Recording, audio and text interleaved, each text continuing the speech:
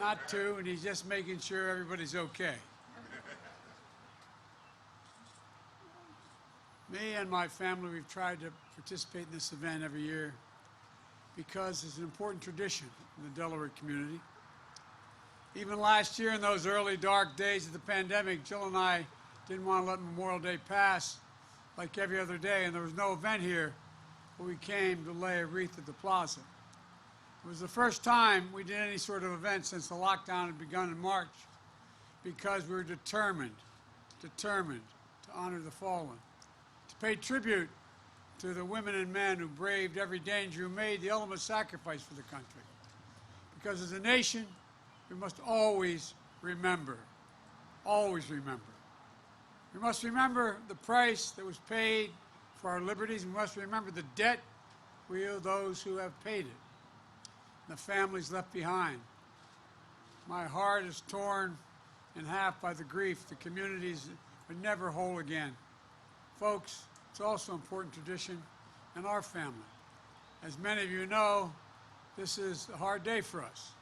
6 years ago today, Hunter lost his dad and I lost my son. It's the first year of his passing back in 2016. General Vavala did a great honor in inviting us to a ceremony renaming the Delaware National Guard headquarters in Bo's honors.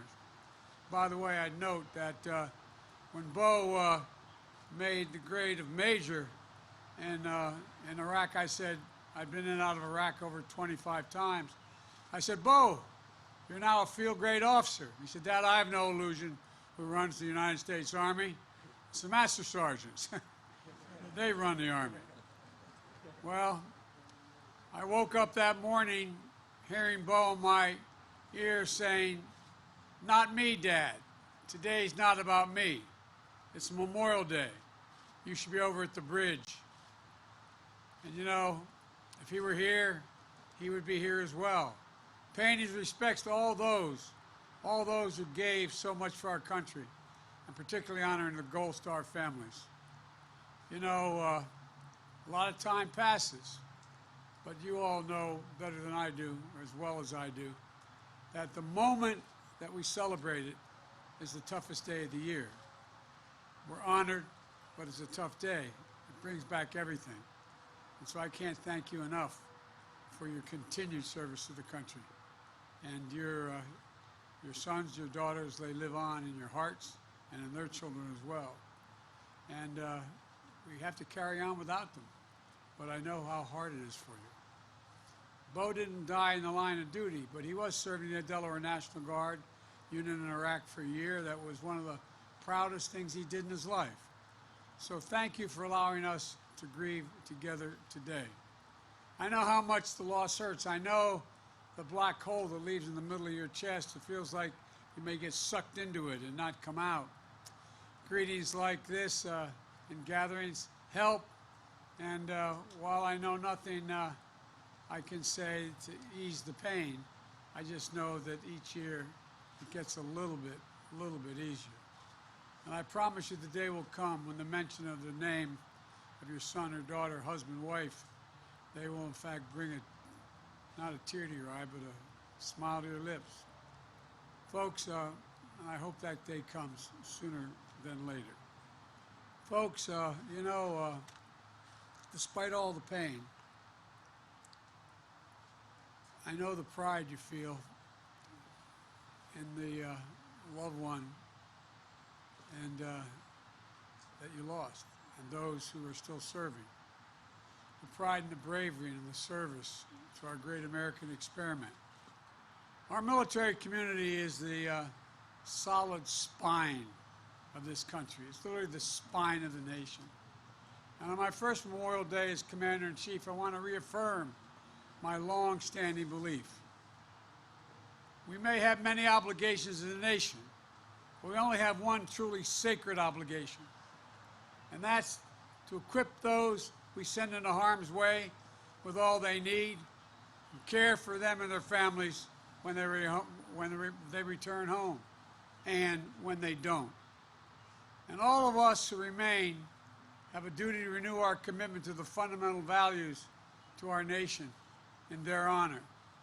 the values that have inspired generation after generation to service, and that so many have died to defend.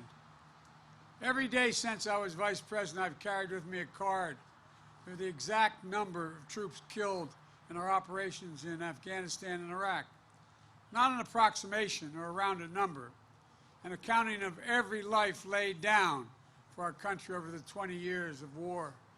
Today, it's 7,036 military members, fallen angels, have given the last full measure of devotion, as Lincoln termed it, in those modern conflicts. And we'll never forget. They were the guardians, and we're the guardians. They're the guardians of us, and we're the guardians of their legacy, the inheritors of their mission, and the living testament to their sacrifice that is not going to be in vain. Because every American democracy endures. We have been tested, and we surely test it further. But I know that we as a people are up to the task. Each generation of Americans receives a precious gift of liberty, and we work to share it with more people, to make our country more open, more free, more fair, to bring us closer to making our American creed a reality for all Americans, that all women and men are created equal, that all women and men equally deserve to be treated with dignity, that all men and women deserve equal rights, equal protection to build their futures for their families and hope and opportunity. The American creed is the connective tissue that binds us. It's a long chain of patriots that come before us and those who will follow us in turn. That creed holds that the ideals that inspire people to service and that fill us with pride when we see our loved ones put on that uniform, and our progress toward that creed together as one nation, united and preserved through their sacrifices, is the best and strongest memorial to their lives. Ladies and gentlemen, America is unique. It's an idea. Unlike any other country in the world, it is formed based on an idea. Almost every other country is based on a creed, a religion, a geography, an ethnicity. But not us. We're based on an idea that we hold these truths to be self-evident, that all men and women are created equal. We're unique in the world. I had a long conversation for 2 hours recently with President Xi, making it clear to him that we could do nothing but speak out for human rights around the world, because that's who we are. I'll be meeting with President Putin in a couple weeks in Geneva, making it clear that we will not stand by and let him abuse those rights. Folks, we're unique in all of history. We really are. But those names etched on that wall and every other wall and tombstone in America of veterans is the reason why we're able to stand here. We can't kid ourselves about that. And so I hope that the nation comes together. We're not Democrats or Republicans today. We're Americans. We're Americans who've given their lives.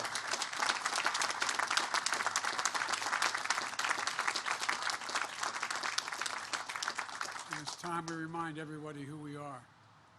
Thank you all for being here. May God bless you all, particularly the Gold Star families and survivors.